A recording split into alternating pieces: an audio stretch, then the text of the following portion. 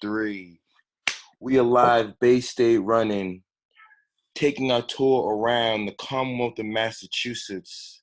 Today, my first stop, heading over to the South Shore, Tracktown, USA, Silver Lake, with those boys, Chris Tilton and Steve Gallagher, the senior duo, Silver Lake. Gentlemen, good morning. How are you guys doing today? Doing good. Hanging in there. So in short, guys, I've watched you guys obviously from a distance, and we never really had to have, I guess, the one-on-one conversations because, I guess in my role in Bay State, I do a lot of the interviews of the winners. But just let's be very clear that you guys are winners. 21 feet in the long jump, 123 in the 600, 159, 800. Sounds like winners to me. So yes, guys, you guys are, you're in Silver Lake, and there's a lot of talent in the South Shore. And not to say that your team wasn't very competitive, but there are other teams around that area, the Hingham team, the Marshall boys, Pembroke boys. But I want to make sure that you guys get your just due. So let me just start with, my jumper. All right. Our main man. I started noticing you, and this is my honest, I started noticing you this indoor season. Yeah. Toward the latter part, when it mattered, I'm like, who is this kid jumping out the gym? Looking at you at the runway, we try to position, our camera angles to create the highlight reels. Every once in a while, I look up and you're just popping one. So, Steve,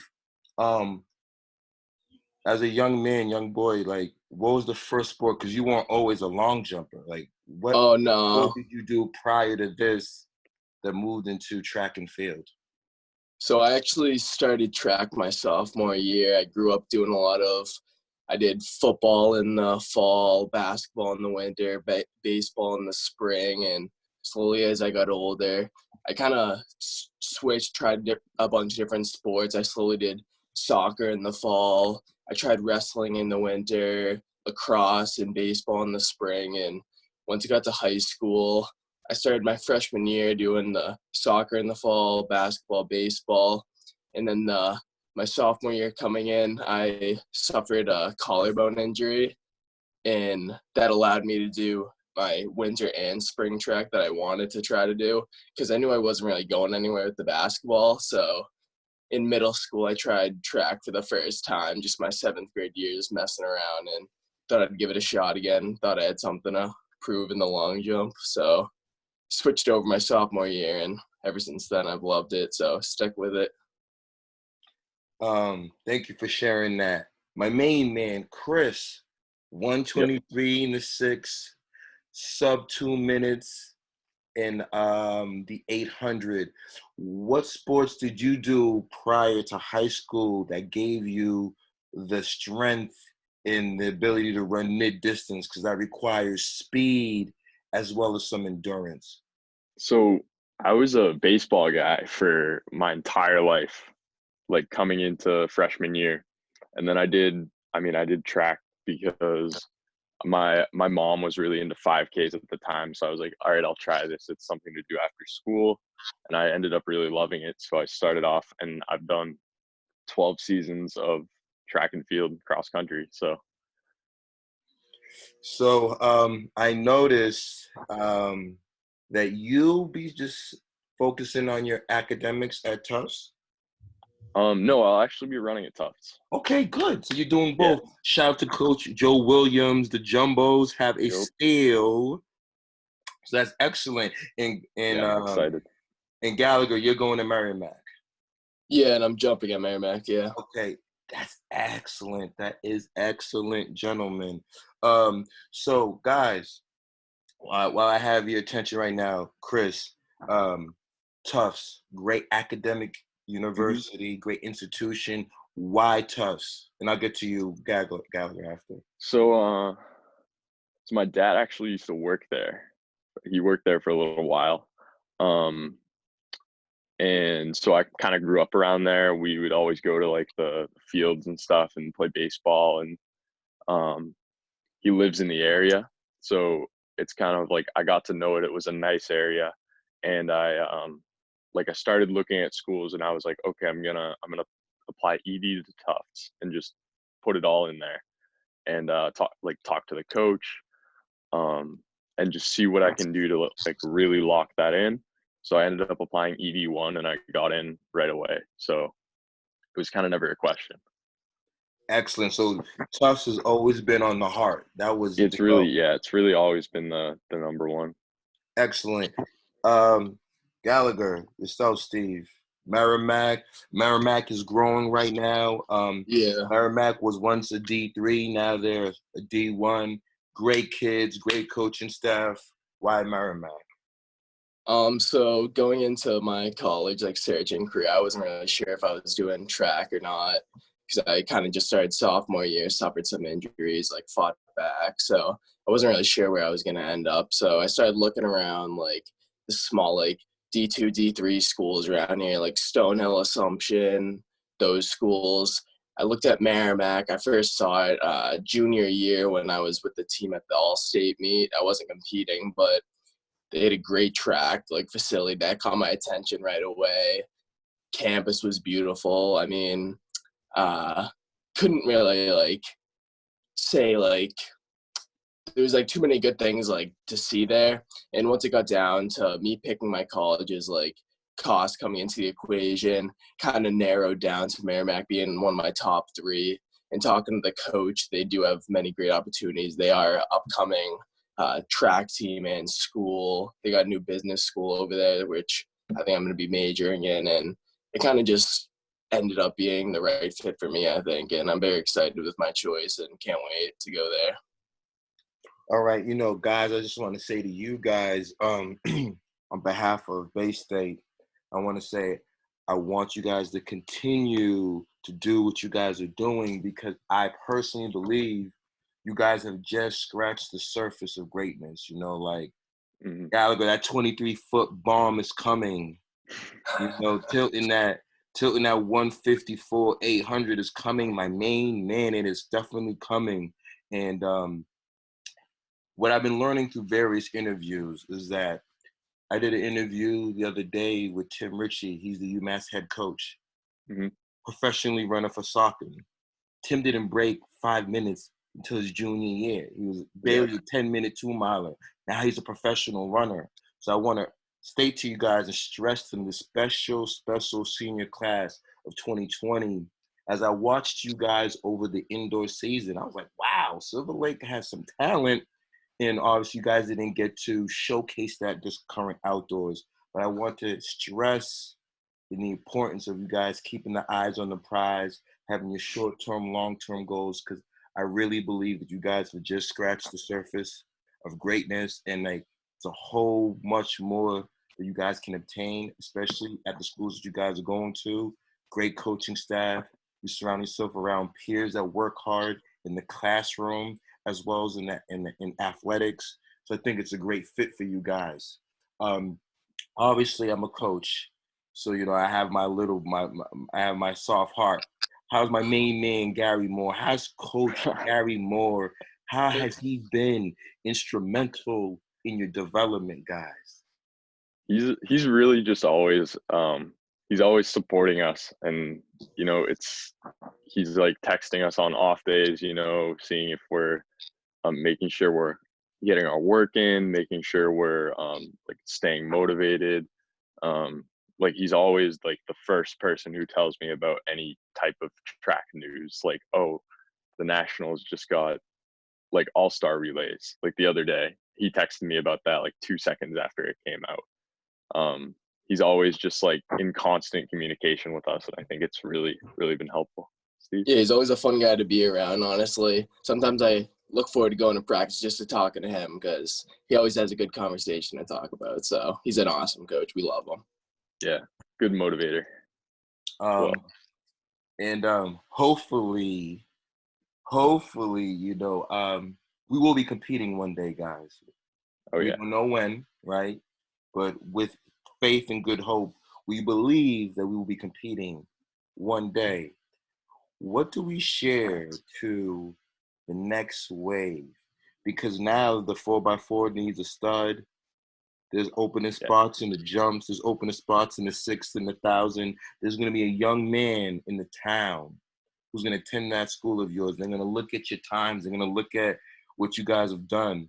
What do you say to the next wave of Silver Lake athletes? The relationship with Gary, how he's developed athletes, most important, the surrounding competition, and what can they get out of our beloved sport of track and field? Because like many of you guys shared, you guys were multi-talented athletes. Like Chris, you talked about your love for baseball, right? You, Gallagher, you talked about football, basketball, and I seen there's a lot of theme of many athletes that we love other sports, but our true gifts may be in something else. Can we talk to our next generation of Silver Lake athletes about being open-minded to these things?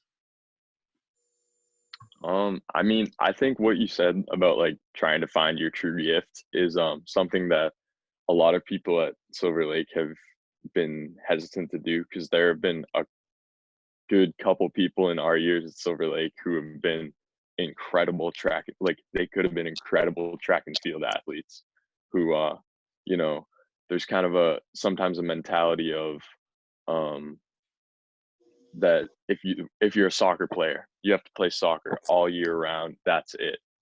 But like if some of those soccer players that come out for track, like we had like two of these plaques are school records from last year, and on either one of them is a soccer player who was in their first season of track.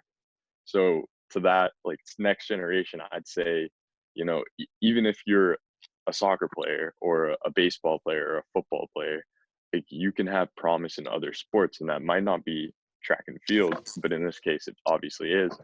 But I would just say to them that they should embrace it, and like if their peers tell them they can be good at something, like they should listen.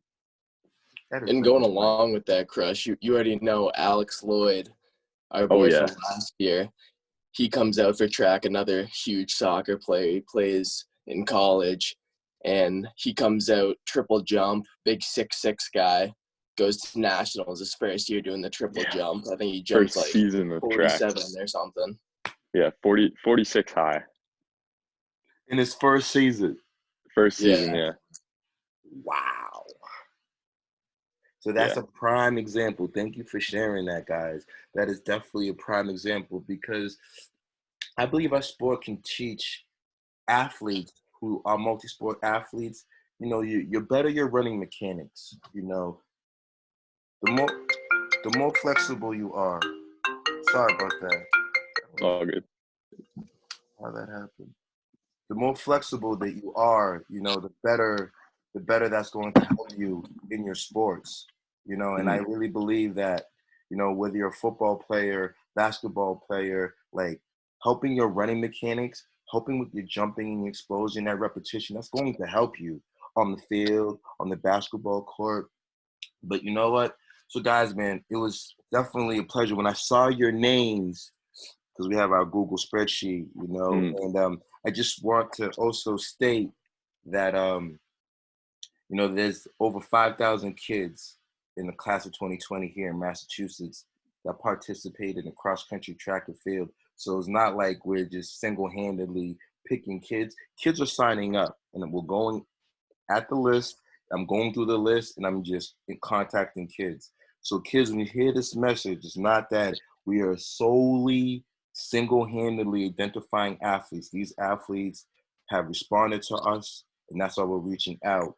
But back to you two, I think this was amazing, because I actually got to really meet and, have this dialogue with you, because I've watched you guys compete. And, now to meet the competitor and see how your brain is turning and how you guys are really thinking, it gives me more reassurance. Now, obviously, we're going to have a bright future, because I've been around the state, man. I'm still taking this tour, and you guys are really, really special. And, obviously, we miss it. We miss competing. We miss being at the invitationals. But I know how special you guys are, and that this moment is going to be the catalyst for a bright future and nothing but success. and that I believe that you guys are legit our future of our state, our country, and the world. So, you know, I want to continue to hopefully inspire and push you guys to please continue to run track and have these meaningful moments and pay it forward. Make sure you check in with Coach Moore, Coach Gary, because you will be able to help him sell it to the next wave. Because a kid might be like you guys that could be on the fence, wants to play baseball, but may have a gift in track and field, might want to play basketball, may have a gift in track and field, but you guys are a testament of it can be done in Silver Lake. You have the hard work, you have the plaques, you have the times, and most important, you're taking your talent to college. So that speaks that speaks magnitude of what you can do and the power of the mind. And it's not like you guys came from a team that won the state title. You know, you two were arguably the best athletes on your team. And I think it was imperative that I just wanted to highlight what you guys have done and to continue to push you forward, because you have now another 4 years to obtain more greatness. And I believe that, you know, like I said, that 23-foot jump's coming.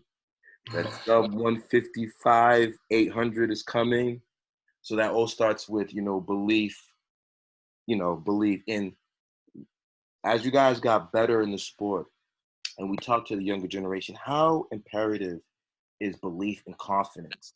Because my thing is this: if you get on the line, or like for my jumpers, if you're on the runway and you're warming up, but you're not confident, you're not going to land that jump. You're not going to explode. For my 600 guy, if you're like, man, I don't know if I can go out at 57. 57's too fast, coach. You're never going to run 123. Can we talk about confidence and how imperative it is in our sport, and how do you build confidence? I think confidence is definitely huge, like you were saying in the jumps. I mean, I've had many competitions when Chris is right there when I'm warming up and he's like, I'm like, oh, dude, I don't know, I'm not feeling it. Like, and he's always there. He's like, no, dude, you got this. Like 22, like you're popping it right now. Like, come on. And he's always hyping me up. And I think confidence is huge. Like, you can't go into a competition like nervous, like shaky legs. Like, you gotta like know your training that you did that week, like the hard work you put in, and show it off to everyone. I think, like, get out there and show yourself. Yeah. Chris, what do you say? Yeah, I think confidence, like for me, especially, it comes from like my workouts. So like if I have that week and I hit like a nice workout on Wednesday and a race on Saturday, like I'm feeling good coming into the race because I know I crushed that workout. But like it's really just imperative to have in the sport, because you just, like Steve said, you can't perform if you're not confident.